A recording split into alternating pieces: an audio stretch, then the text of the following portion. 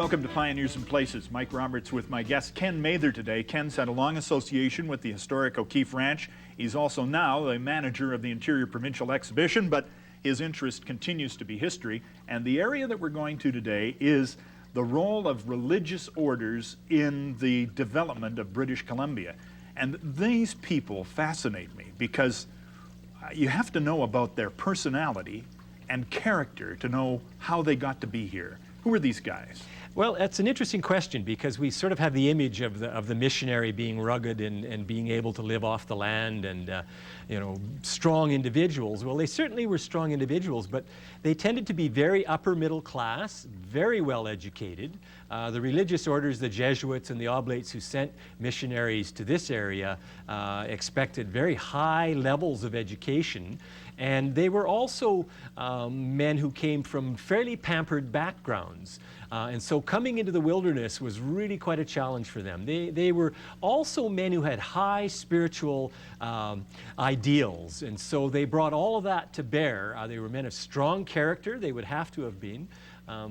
Interesting individuals. They had a significant impact. The handful of missionaries that were here in the Okanagan Valley in the early days had a tremendous impact on the long-term history of the valley. Now, the news isn't always good about missionaries. I mean, Brebeuf and the Black Robes died by the tens in the Eastern Canada, right. And all of those stories had obviously made it back to Europe. But that still didn't stop these people from coming out. They were ideologically, spiritually driven. That's right. In fact, most of these guys would have grown up with the stories of the martyrs, the martyr saints of the East, Eastern Canada and the U.S.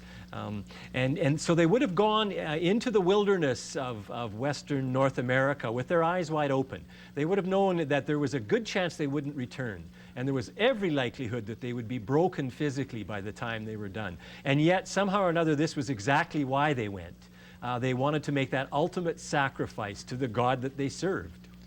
The people in control of the area, beyond the native people, were, I guess, the fur traders. Did they welcome these missionaries to this land? Well, the fur traders were pretty ambivalent about the missionaries. First of all, they didn't really want the missionaries coming in and settling down the native people because they wanted the native people to maintain their hunting-gathering economy because that was where the furs came from. And so initially, and the Hudson's Bay Company was absolute government in the Northwest, they resisted the idea of missionaries even coming into the area. But finally, because there were stories coming out to the outside world of the depredations that liquor was working on the Indian people, the Hudson's Bay Company was pressured to begin to allow missionaries in. And so the first missionaries, Father de Smet and Father de Mers, came into the Northwest, into Oregon Territory, which would have been south of the imaginary line that's there now, but it was all part of the Pacific Northwest. And so these were the first guys to penetrate into the area. And these were the few, too, because that de Smet or de Mers would have been alone with the exception of a couple of individuals to help them along. That's right. They were virtually on their own, and the Hudson's Bay Company provided transportation, got them to the different areas. But from that point on, they had to march directly to the native people who they probably couldn't speak the language of and begin to preach to them. And so the challenge was huge. And yet somehow or another we see time and time again that the native people were not only very receptive to these guys, but they encouraged them to come. There was something about these guys that connected with the native people. Just their spiritualism? I think so. It's important for us to realize that the native people had a very, very strong spiritual life. The shaman and the medicine men were very powerful within the tribe. And all individuals went on vision quests to try and find their identity. And so the spiritual aspect of these missionaries coming in was something that appealed to the native people. And the message they were giving dovetailed nicely with the myth and the stories that had been circulating among the native people long before the white man was actually seen among them. And of course, I mean, the native people were sophisticated thinkers too. We're seeing this procession of Europeans coming through our area, and we sense there are going to be only more, and this person seems to be acting as a go-between or acting in somebody else's behalf, not in their behalf. Exactly, and I think that what the natives sensed right away was that the missionaries genuinely cared for them. There was a love there. There was also kind of a superiority that said, you know, well, we represent a civilization that's better than yours, but there was a genuine care for the native people. And probably the marching orders from Rome, because of course the early missionaries would have all been Catholic, would have been, yes, go and preach the gospel to these poor people who've never heard the good news of salvation, but also go and make sure that they are ready to receive the impact of this white civilization coming down upon them. And so the missionaries had sort of a dual purpose. One of them was spiritual, but the other one was very practical. Teach them how to farm, teach them how to build their houses, help them to prepare to receive this white culture that's going to come and very likely overwhelm them. Yeah. And the far-seeing people knew that this was eventually going to happen. Did they have anything going for them beyond robes and mystique? Well, as we discussed, they were men of strong character. They were men who were totally 100% committed to what they were doing. And they were also very, very able in languages. And so very quickly they learned the native languages and were able to communicate with the native people in their own tongue. And that was a very strong contact that was made. Now, relations were reasonably benign between the fur traders and the native people, but they became way less benign when the miners started flooding and overrunning the native people. We're going to talk about that when we come back from this break.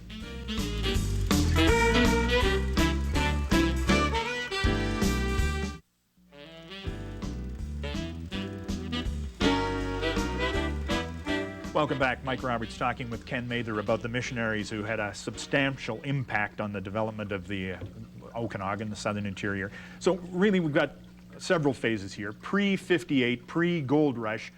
How thin was this line of missionaries? There were about 3 missionaries to cover the entire Pacific Northwest. It was very, very thin indeed. In fact, there's really only one missionary during the fur trade era who had any impact on the Okanagan Valley, and that would be Father Nobili. He was Italian, again, a very well-educated man, and his mission was New Caledonia, which stretched basically from the 49th parallel far up into northern British Columbia. So he made a couple of trips along the Brigade Trail with the Hudson's Bay Company, and then eventually decided the best place as a base of operations was what he called the gateway to New Caledonia, and that was along Okanagan Lake, near the head of the lake. And he established a mission there, actually what was called a station. He called it the Residenza di San Giovanni, which was the station of St. Joseph. San Giuseppe, I should say. Yeah. And where was this in relation to, say, the head of the Lake Reserve? Well, it was on what is now the head of the Lake Reserve, and it was on an extension of land that stood out in the lake, because many of the Okanagan traveled by canoe. Right now, we have determined, now he gave a latitude and longitude which didn't line up with much of anything, but if we take just the longitude, we see that it is probably, he's talking about Bradley Creek area. And from there, how long was he there? He was there for almost 3 years. And he built a mission station with a number of buildings. He planted extensive gardens, and all of this with the blessing of Inquala, the great Okanagan chief. And Nobili really established a relationship with the Okanagans. They were dear to his heart. And when word finally came to him that there was just not enough missionaries and he would have to withdraw and work somewhere else, he was heartbroken. He did his best to ignore the orders, but he was under vows of poverty, chastity, and obedience. And so he headed south and ended up in California, where he established the very first educational institute in all of California. But really, his latter writings, he longed to be back among his beloved Okanagans. Somehow or another, there'd been a connection between he and the Okanagans that had touched his heart, and the rest of his life he looked back on that era with great fondness. And to contemplate being the only one of your kind for 3 years in a wilderness environment, doing everything to survive, literally plus everything. Spiritual. That's right. Looking after his own spiritual welfare, that of the native people, educating the kids, teaching them farming, doing all of the things. I mean, it was a long, hard day that he put in, and broke him pretty much. things changed a lot. 1858, the Fraser River Gold Rush and the flow of miners north from Washington State. Yes. Of course, the miners quickly realized what the fur traders knew is that there was a back door into British Columbia, the Brigade Trail up through the Okanagan Valley. And very early on in 1858, we have a group of miners traveling north in a large party. They have an advance guard, and because, of course, having lived in California, they're very leery of the native Indian people.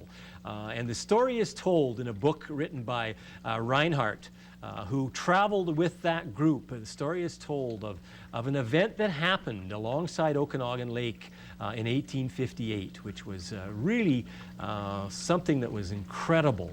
The advance guard would set up camp, and the miners, the would-be miners, would camp for the night.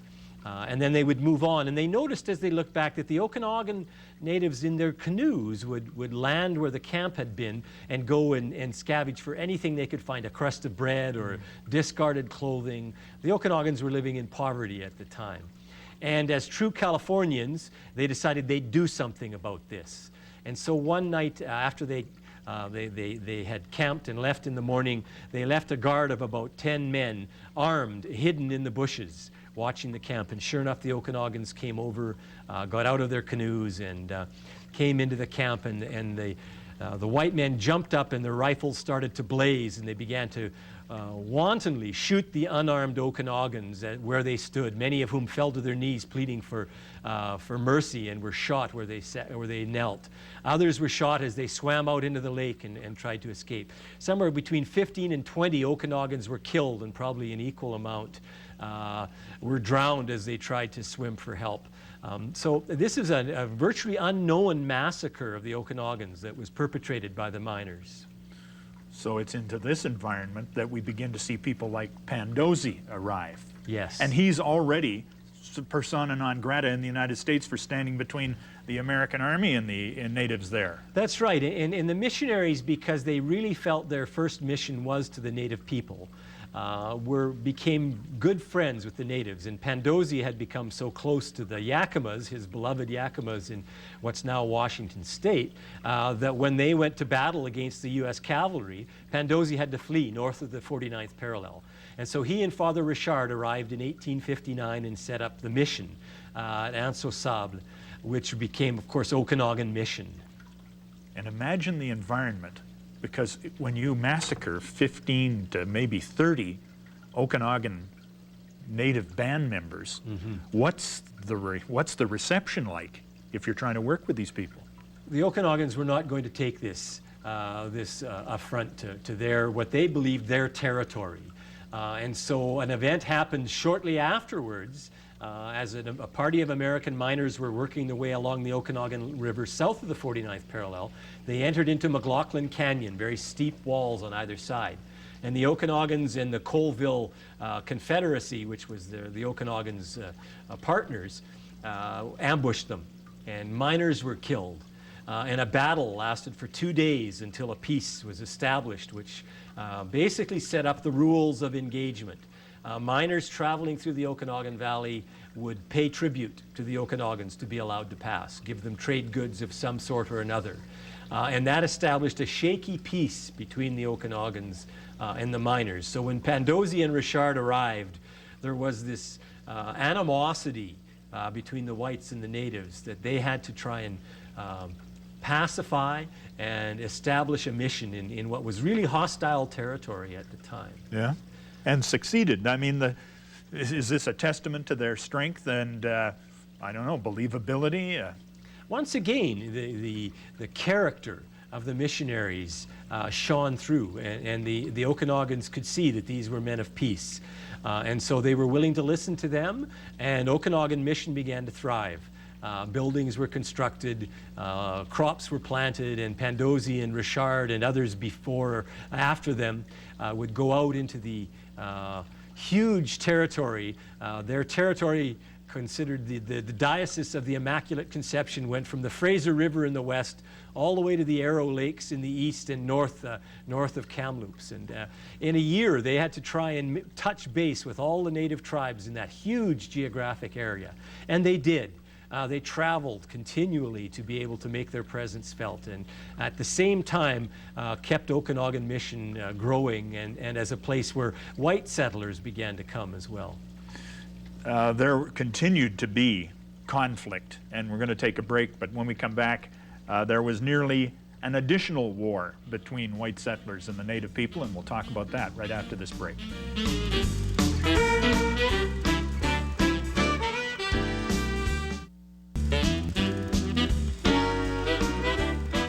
Welcome back to Pioneers and Places. Mike Roberts talking with Ken Mather about the missionary role in development of the Okanagan.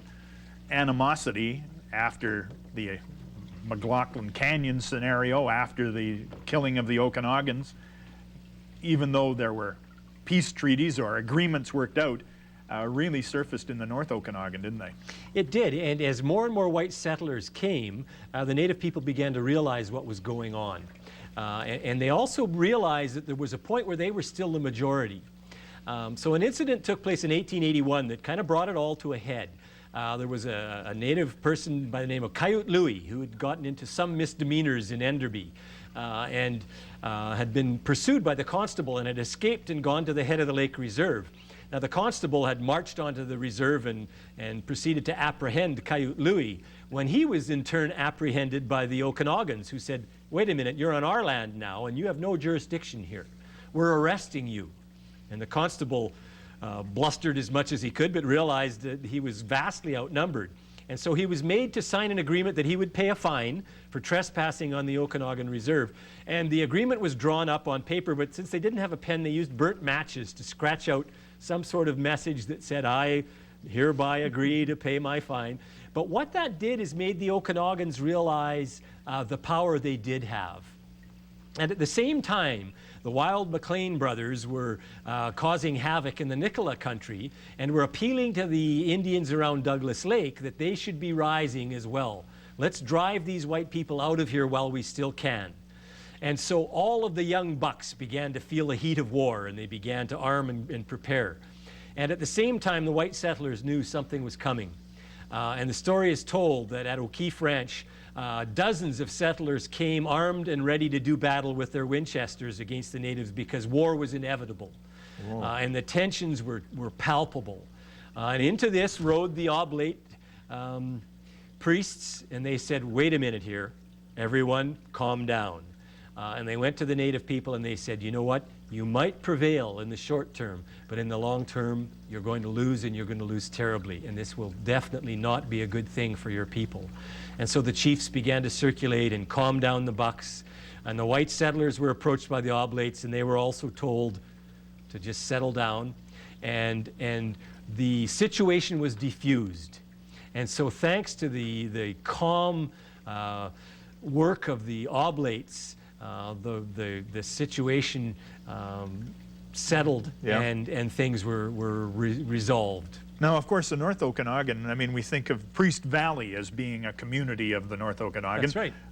Was that Nobley? Was he the priest? No, actually, what had happened is Father Pandozzi and the other priests who were stationed at Okanagan Mission had little houses they built where they were going to do their missionary work on the far afield areas. And so at the head of Okanagan Lake, they built a little house, and that was called the Priest's House. And that name, Priest Valley, eventually became the name for what later was Vernon. And so Priest Valley was named after the oblates who had built a house in that area. That just because they brokered the peace between the head of the lake band and the settlers didn't mean that the settlers completely abandoned their defensive sort of posturing. No, in fact, O'Keefe and Greenhow, who were the ranchers at the head of the lake, established the Okanagan Mounted Militia. And so they actually began to train the settlers in being army. Yeah. And they applied for commissions from the Canadian Army because, of course, they were now part of the Dominion of Canada. This never came to be, but that nucleus of mounted cavalry became the Okanagan Mounted Rifles in later years. Now, I guess the very sad part of all this is that with a high ideological reasoning, the church came with its missionaries to do good works. Mm-hmm. But there's a good side, bad side scenario. Yes, there is. And it's important to realize that the missionaries were well-intentioned, but they were representing a civilization that considered itself far superior in every way to that the native people had. And so the good that they brought, things like protecting the native women from the ravages of whites, protecting the natives from the ravages of alcohol in their community, the agriculture that they were teaching them, and the whole educational aspect, these were all good things that they brought. But the negative things were there as well. First of all, that whole attitude of superiority began to undermine the self-image that the native people had.